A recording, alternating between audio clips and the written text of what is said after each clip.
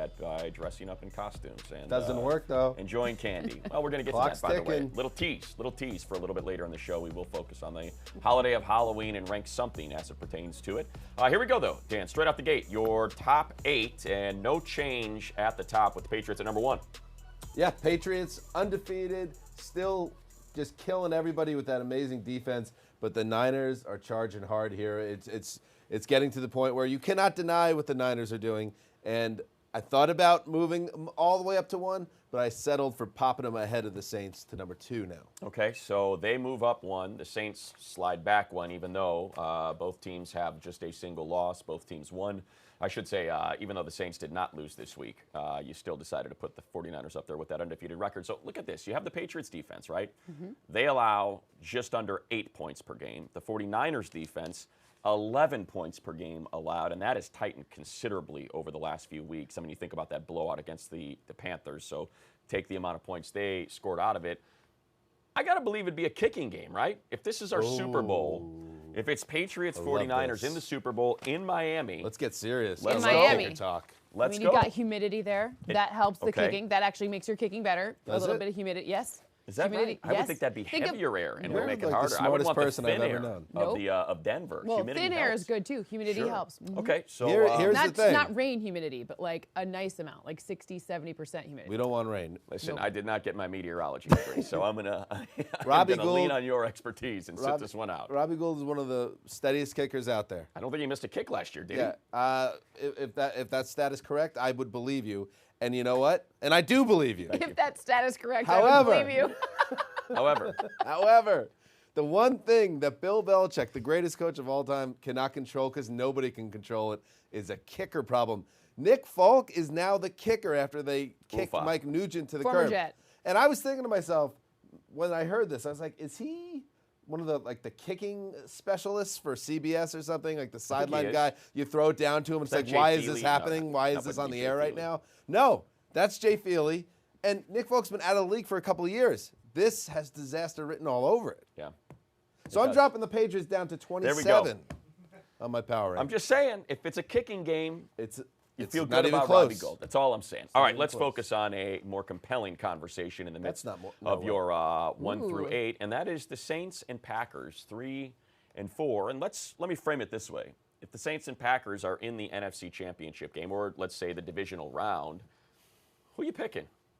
And I guess I probably have to pick venue, right? I was about to say, I think maybe that you're picking the home team. Because they each have one loss. I'm taking these stupid things off. You're probably picking these wonderful things off. Thank you, Energizer. Yes, they're great. We love them. Yes, exactly. So I assume we got to bring venue into this conversation. Got to do it. Who's home? Give us some context. Right, because like Lambeau playing outside for the Saints, that's really tricky. Or the other way around. I mean, the Superdome. I mean, tough as it gets. The Saints are really hard to beat there. So I do think it comes down to that. Although I'm starting to give the edge to the Packers just a little bit. Of course, that's if Devontae Adams comes back healthy. If Aaron Rodgers stays healthy and the Packers stay healthy, the idea of them losing at home it's hard. But they've already done it. They've done it in a primetime spot against the Eagles a few weeks back. And I know teams change and for the better and the worse as the season goes on. But I think you mentioned, for instance, the Saints on the road might. You know what? I think people aren't giving the Saints enough love. And this comes from the guy that just dropped them in the power rankings. But I think the Saints and the Niners are so close. I think the Saints can go anywhere and beat anyone, especially with Drew Brees back. They went to Seattle with Teddy Bridgewater.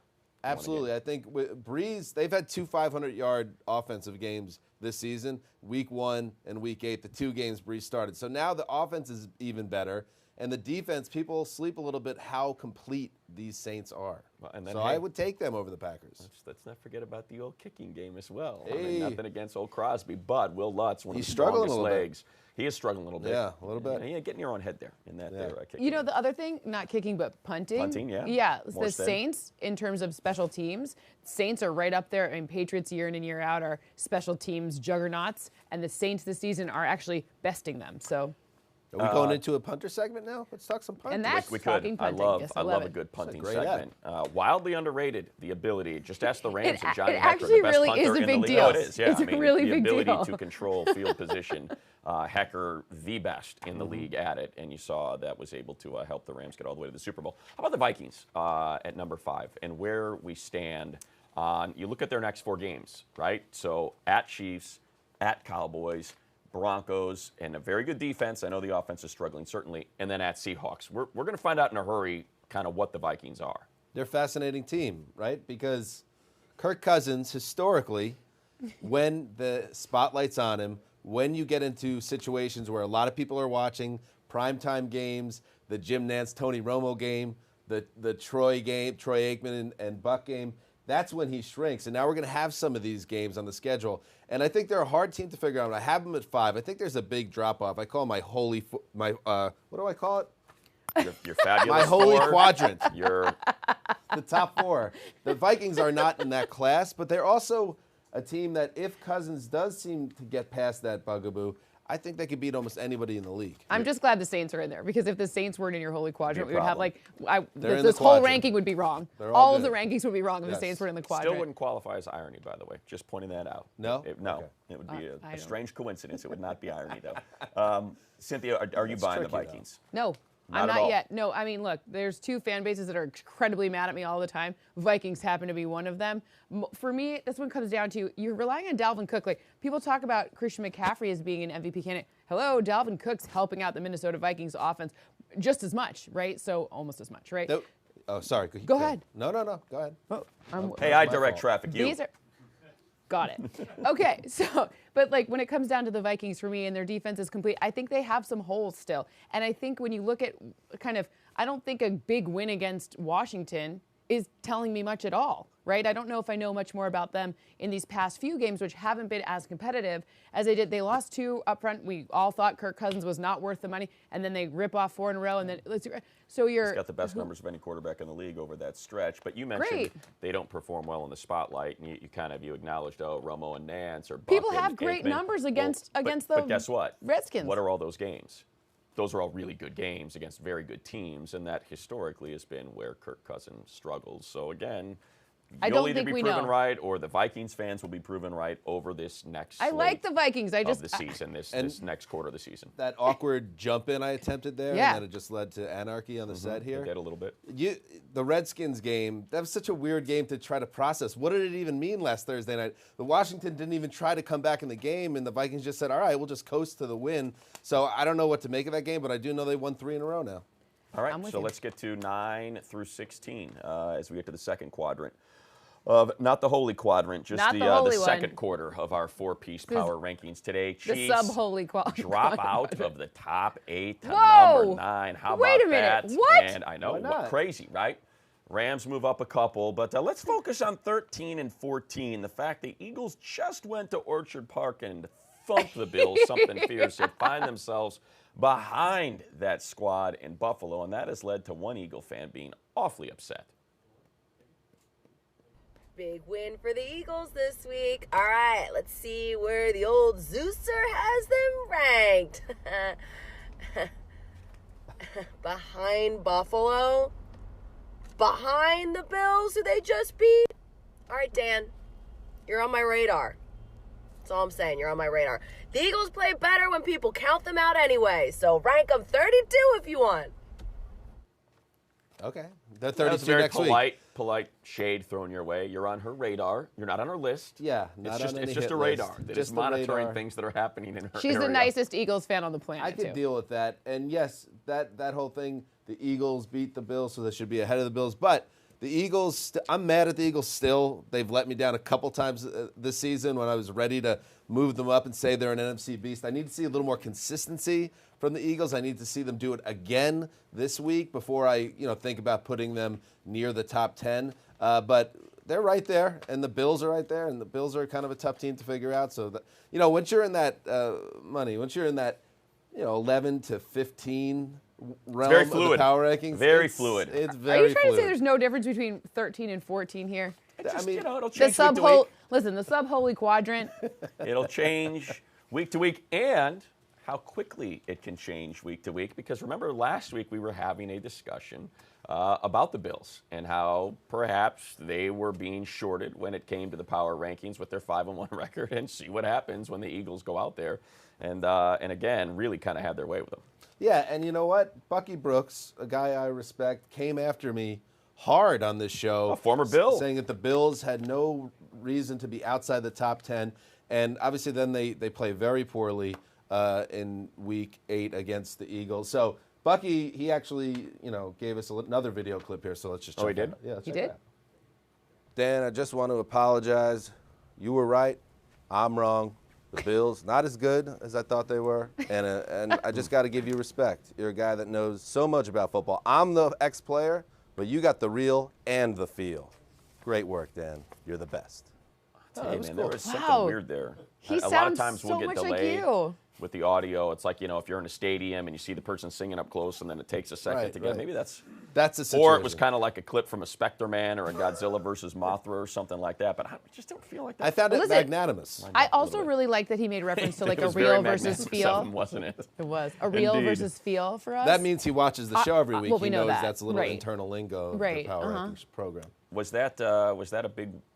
I know. Look, they're 5-2, right? But I feel like that was a big one for the Bills. Like the way the schedule lays out, I feel like they have like these 3 or 4 games that are going to decide whether or not they make it to 10 wins or not. I feel like you can look at the Jets and the Dolphins on there and say, okay, I can see the path to 9, but it's probably going to take 10 to get that wild card. And I'm not sure if that one wasn't a tipping point for them. Bad. It was not a good look, and Josh Allen has now fumbled the ball 8 times this year. That's all, huh? He's lost 3 of them.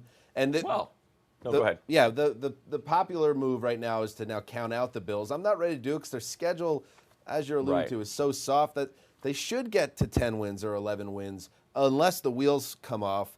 But I'm not willing to say that that's going to happen. Even last week when the defense struggled in the second half, they still gave up less than 400 yards.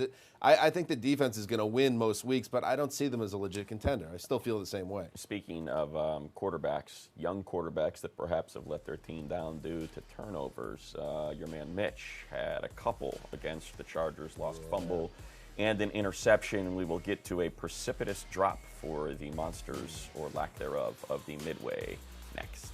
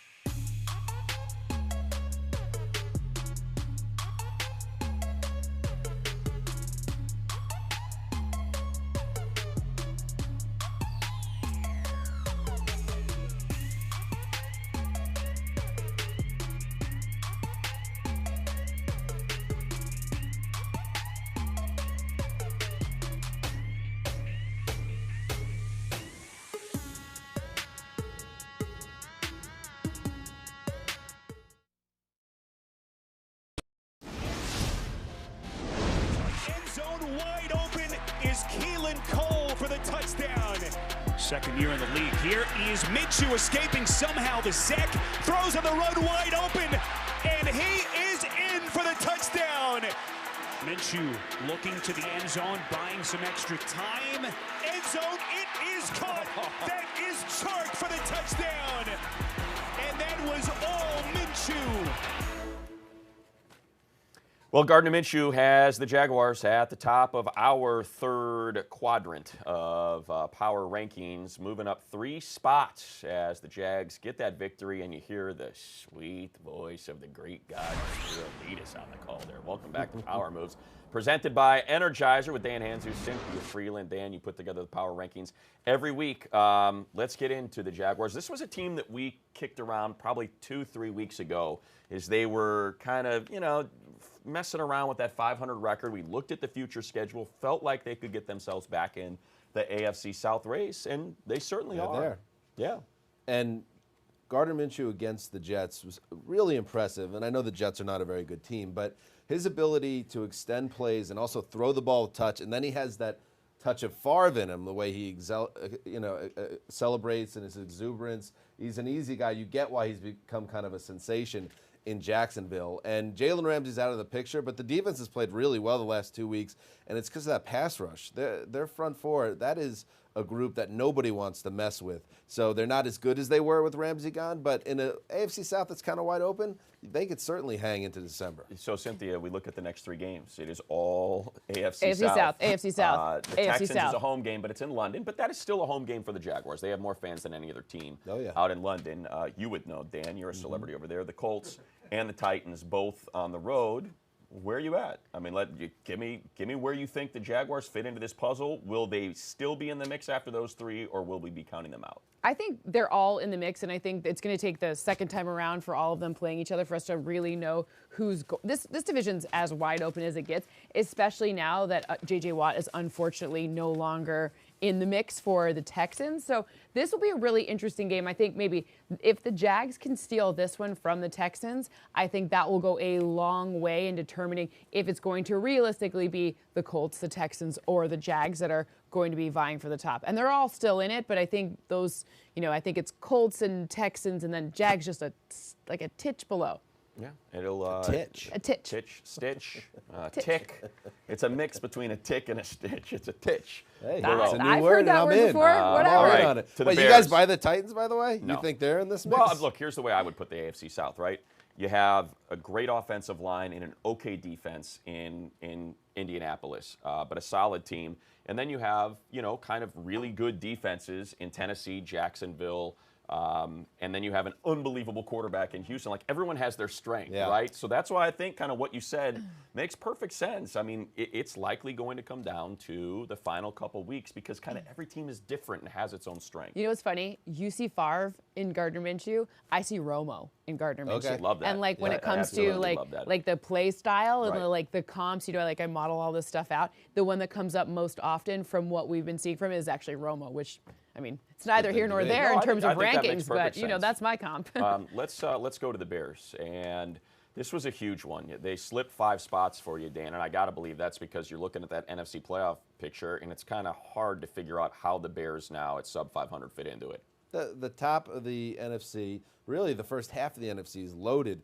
Not only are they in last place, the Bears, in their division, which is pretty amazing considering how well they did last year, they're in 12th place in the conference. So if you want to even think about them being in this race, they need to start a winning streak now. They've used up the last of their rope. And then you just think, is this team capable of that? Because there's no consistency on the offense. And you hate to pin everything on Trubisky or the kicker or whatever, but Mitch, those 2 turnovers in the fourth quarter, that's a nightmare scenario for this team. He can't get it going. I think your pal Greg Rosenthal had the best tweet about it ever. It was so glad Eddie Pinheiro missed that kick so we can forget about the 100 other things that were actually wrong in this game. So that was my interesting kind of, when it comes to how good this defense is, their offense just isn't getting just a little bit better. No defense has been so good, in terms of historics, at least that I can, 15 seasons that I can model for, without having their offense give them just a little bit of help. They just need a little bit of help. Right. I would say can't get it. I was there calling that game for the Humble Chargers, brag. and a couple things. Well, no, just a couple things that jumped brag. at me Voice because of the I don't know how many people are watching every snap of a Chargers-Bears game, but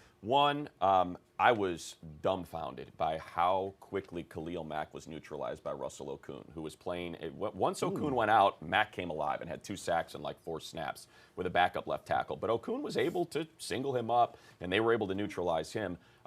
the Chargers legitimately dropped, and I'm not saying, oh, what if the ball was tipped. No, dropped 2 touchdown passes that were open. Mike Williams dropped one, Keenan Allen dropped touchdown passes. And they weren't able to capitalize because of a holding penalty and a sack that Phillip Rivers took on that interception. So, and I looked at what the Raiders were able to do to them.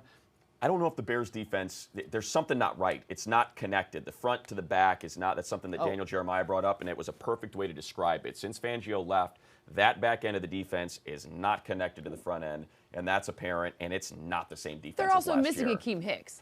Sure. And, like, that's a huge miss because but Eddie Goldman's still great in the middle, and he was getting he's big no push, Akeem Hicks. But, well, I mean, I think those two together obviously are much more formidable. The second thing I would say is, you know, Matt Nagy, I think, needs to wear it a little bit. You know, you had that over route that they were running. You saw the missed pass by Mitch Trubisky, but that was that same over route that they were running on the most inside receiver that they overload the one side, and they constantly got a matchup on a linebacker.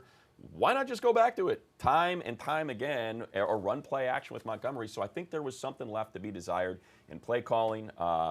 So to put it on Pinheiro, to put it on Mitch Trubisky, I think it's just simplifying it. There's so much more to it, so many more problems there, which is why I would just say they're done. I cannot envision them working their way back into this. You've diagnosed it perfectly, but I have one correction, and I think you know what it is. It's Vic Fangio. Fangio. Does anyone say Fangio creepier than you? No. Creepy is not the word I would use. I don't think it's creepy. I don't think anybody says it that way. The correct way is Fangio. All right, we have ourselves, speaking of that AFC South we referenced earlier, they are in London, the Jags, this week. Take on the Texans, only place you can watch. It's on NFL Network. Start your Sunday with game day kickoff at 7 a.m. Eastern, followed by kickoff at 9:30 a.m. Eastern, only on NFL Network. Here we go. Power to the people. We hear from the fans. Oh, here we go. I'm not going to read something this long. That's long. Choose the Rangers. Like, no, why Seattle? Like Baltimore can dominate 4 spots. Oh, no, this is the guy that asked me if I was the one who wrote the power rankings. That was a good reply, by the way. Yeah. That's you the other write guy. back? Yeah, I will What'd you write send back? that to someone. The person that does write it, I'll forward that along. So let's get to that. Why do you have the Seahawks ahead of the Ravens? I have the Seahawks ahead of the Ravens because I like the Seahawks a lot. I think the Seahawks are one of the best teams in a much better conference. And Russell Wilson, we've talked about it on this show, he is playing at an MVP level right now. The Ravens are a team, especially if they go and beat the Patriots, things will change. I would hope so. Yes, how people, you could actually book it. I would hope where they are. I would hope they're not at the same. 10 anymore. The Ravens would be knocking on the door of the Holy Quadrant Yes. if they could beat the Pats. But, yeah, I think the Seahawks are a more complete team, but think the so? Ravens are more dangerous. Even though they the both have Seahawks their probably won't flaws. win their division, but the Ravens probably will. Oh, good one, Okay. Cynthia Freeland. Okay, Good one. that's good. And by the way, I don't know if that Seahawks defense is that great right now. I'm still not Russell sure. Wilson's great. Okay. Hey, oh, this Oh, is very perfect. simple. Why you hate the Raiders, man? That's better. Why are you such a Raider That's so hater, annoying bro? because Raiders fans, and if you They- listen to the everyone Around the thinks they NFL hate 'em. podcast, if you watch this show, I've been in on the Raiders all season. I love the Why? Hard Knocks.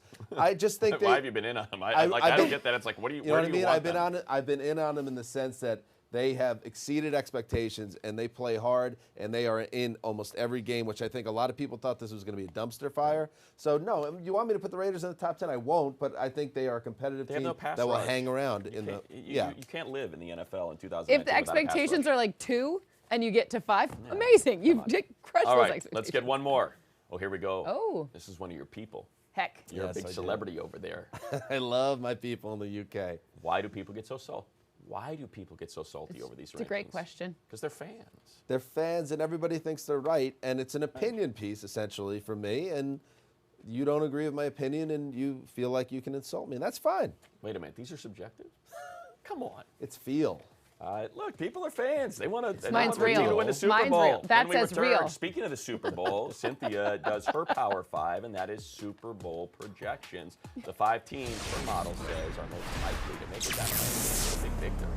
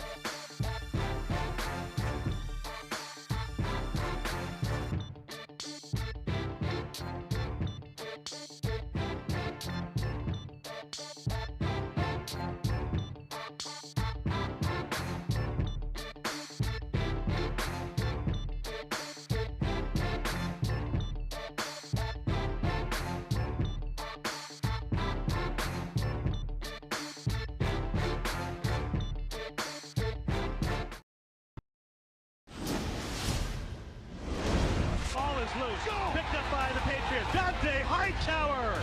Touchdown. Hand off to Tevin Coleman. Touchdown! San Francisco. Dumps it off for Edelman at the 5. And tackle, he dives to the end zone. Throws to the end zone for Edelman. Dives in. Touchdown, Patriots. Sacked by Nick Bosa. Bill Belichick reaches 300 career wins. Hi, everybody. The Patriots at the top. 49ers, number 2. We discussed that a little bit earlier. These are Dan Hansu's power rankings, and we said it might come down to a kicking game, and we all like Robbie Gould. Robbie. Well, all right, that is neither here nor there. Cynthia Freeland to my right. It is time for your Freeland's Power 5, according to your aggregation and model and all those fancy math things you do. And it is Super Bowl win percentage, not just appearance. Yeah, you got to win it. Percentage. Right. Take us through it. Okay, so this really shows you the NFC is really strong because you see 3 of them have like a really high percentage, whereas like the Patriots it's like the high court. You know, it's never going to be a tie. One's going to have, well, I guess you could have all 5, or you could have 4 and 1. That was a bad point. All right, go ahead. Yes. Yeah. What he said. Why are the Niners down at 5? They're undefeated, 9%. I think Why? that's a great point. What's They're the going to model win their saying? division. They're likely to win undefeated. their division. They have doesn't your model like D-line play? It's the most dominant D-line in the land. So why are they so low? Model would prefer if their offense would. Look at this, 9%.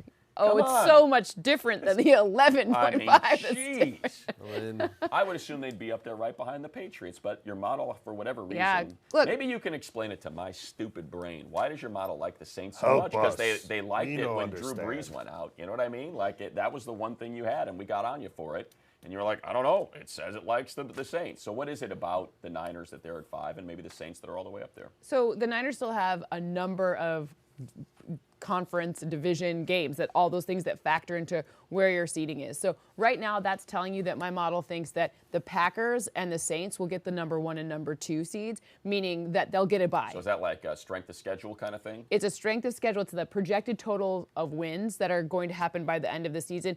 And all of that goes into like which ones are in your division, which ones are in your conference. You know the formula. I'm sure you could explain that formula to me. Sure. Does anyone know 10,000 it? simulations. Does anyone know it? Right. So but basically when you take all that into consideration, that's saying that the likelihood of the Niners to have the bye is a little lower than the likelihood of the Packers and the Saints. All right. Even though they have no losses. And from where we stand, they're undefeated and seem invincible. If they lose one game, it's a total dogfight. Right. So, and they're not that different, right? 2% means it's really a toss-up for who's going to get them. But at this point, given the forward-looking schedule and a little bit of, like, we've seen Jimmy Garoppolo turn the ball over a number of times. So that gets plugged in as well. It does. It's part of it. How many Interceptions. I mean, they could have lost the Steelers game, right? They turned the ball over 5 times. Right. Their defense won that game for them. But they didn't. They didn't. But they didn't. They didn't. Nope. Chiefs are in there without Patrick Mahomes. Probably going to be without him again this week. We think they slipped down 2 spots. Is that just a product of A, a loss, and B, no Mahomes, or how does that all come out? Well, the loss, the no Mahomes is a big deal because you have Minnesota in this one, and then presumably Week 14. I mean, even if they have Mahomes, it's still against the Patriots. So those are 2 that are dicey, right? And then the rest of the games they do have some easy ones left, but being able to account for no Mahomes or the difficult part of their schedule and kind of losing these games to the Packers, that's a tough one because that means they're not going to get the bye too. Same thing. Because as you know, from our time doing that podcast together, I would ask so many of these questions back in the day. Like how, and you were able to go into it a little bit more at length there. What do you do in your model for Matt Moore? The guy was in a high school polo, for the last year. He hasn't played football. Was it a good high school? How do you plug in, hey, this is what I'm going to value Matt Moore as to figure out what the Chiefs are, even though we haven't seen him in a year and he hasn't really played quarterback in like 5.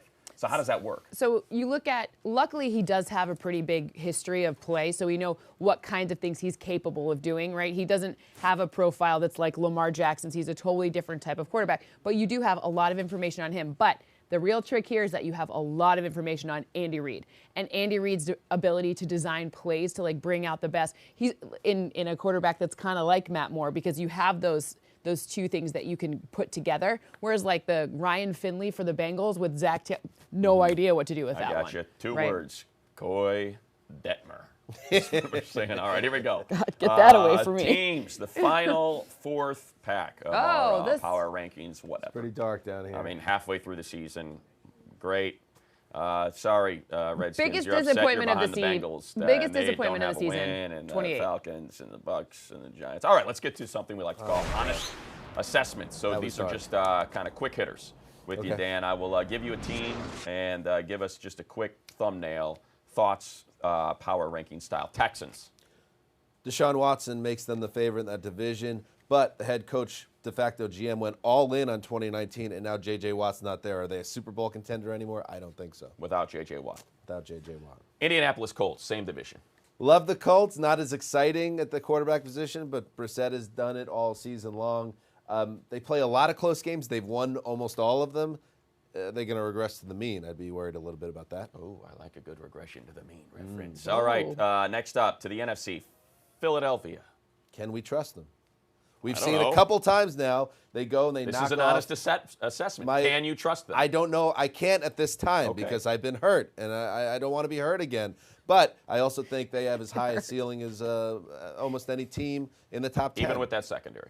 Secondary is an issue, but teams sometimes figure things out as the year goes along. Secondary can get good. You get a pass rush. All right, final one. Panthers. Ugh, what a weekend. Yeah, they came down to earth hard against the Niners, and you wonder, is this Kyle Allen playing for his job on Sunday? The Cam Newton thing has never smelled right. It just seems like there's more going on behind the scenes there. But if Kyle Allen turns the ball over 3 or 4 more times, he's going to be out of there. All right. The honest assessment of one Dan Hanzus. Send all of your insults and concerns his way at Dan Hanzus. Isn't that correct? Yeah, everything at Dan We're Hanzus. we're going to do the old Halloween candy. Makes What do me we like? stronger. What do we like? What do we not like in our Halloween candy? What do in we our like? random rankings? What do we not like?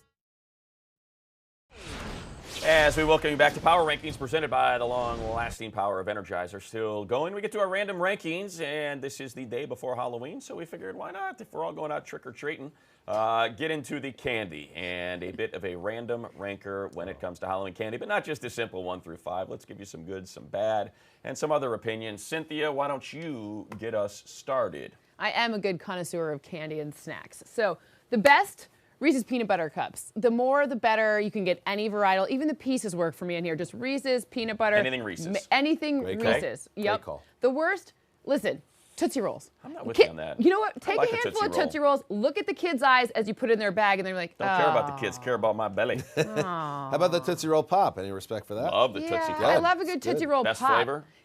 Chocolate. Okay. Wildly underrated in the Tootsie Roll. I don't disagree, know. I but think the give me blueberry, cherry. the red one, Discussion. cherry. You, Canton. All right, most overrated, those candy corn and those little sugar pumpkins. They stick together. They're in the thing. They're gross. I'm sorry. And the most underrated, Kit Kat. Come on. I don't feel like Kit Kats. I don't feel like people are taking shots at Kit people- Kat. You They want an forget interesting little them. nugget on the Kit Kat? I do. You know what's between the wafers? What? Take a Goodness. guess. Take a guess. Happiness. What do you think? Love. Come on. I mean, jeez. Most people think Sugar. it's chocolate, right? Yeah. Like it's wafer chocolate. It's recycled Kit Kat bars that like were imperfect. They grind them all up with the Shush. chocolate and everything, That's and fascinating. that's what they put between the wafers. That just made it even more That's what's in a underrated. Kit Kat. That just made it even more underrated. All right, Dan, give us your All right. four-pack here. So, Cynthia, your list was good, but not perfect. Here's the perfect list.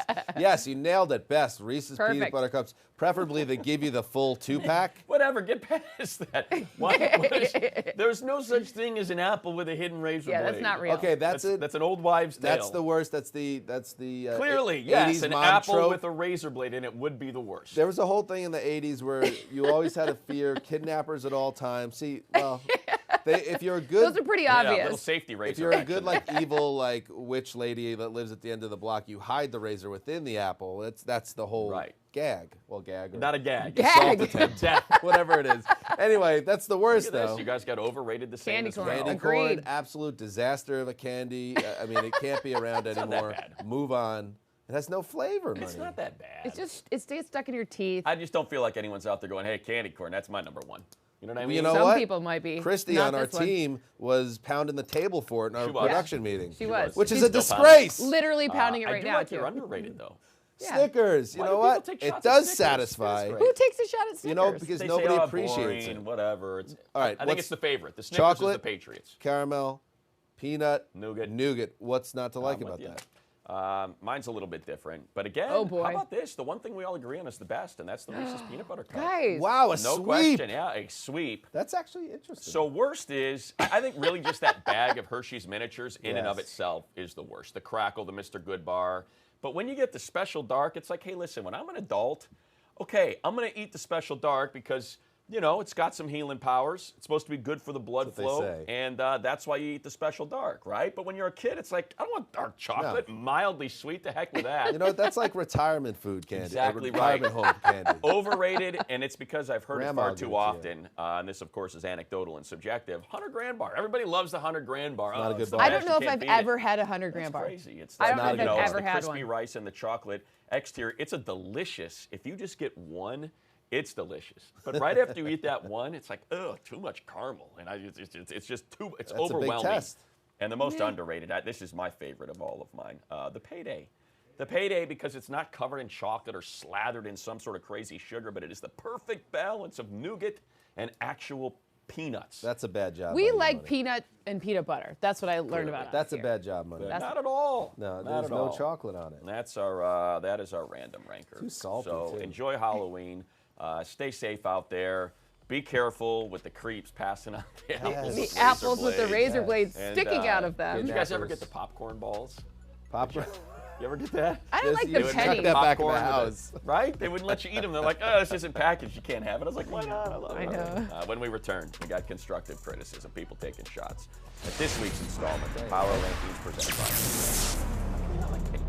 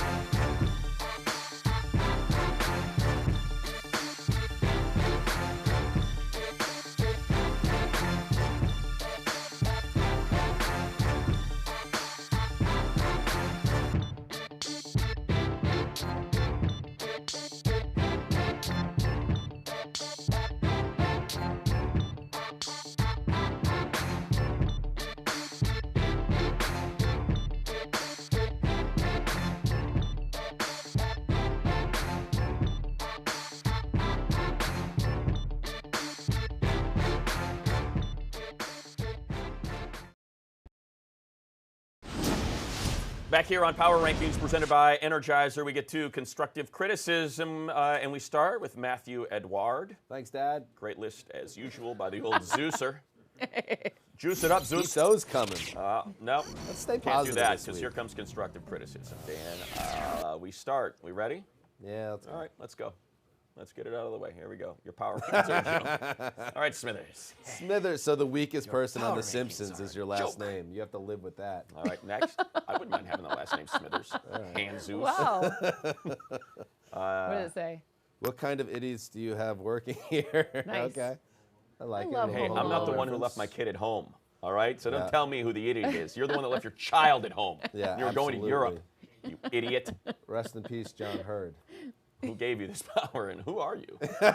Nice. Pretty good. That's pretty good. That's a good troll job at the end. Hey, I who are asked you? for it. I asked to do the power rankings, and they said yes. And I am. Is that right? I am the old Zeuser. Yes, All right, Zeuser. that's it. That's it. Speaking of that's it for us today. And I was looking at the wrong camera every single shot. I know, of me that segment. too. Way to go. So big thank you for you, to use for chiming in and either giving him the compliments or the criticism. We'll be back again next week following the Week 9 contest for another installment of Power Rankings presented by Energizer. Again, enjoy Halloween. Be safe out there. And hey, feel free to send some candy our way. I'm sure we'll eat it. Not Right? payday. I love Never payday. payday. What's wrong with Bad candy.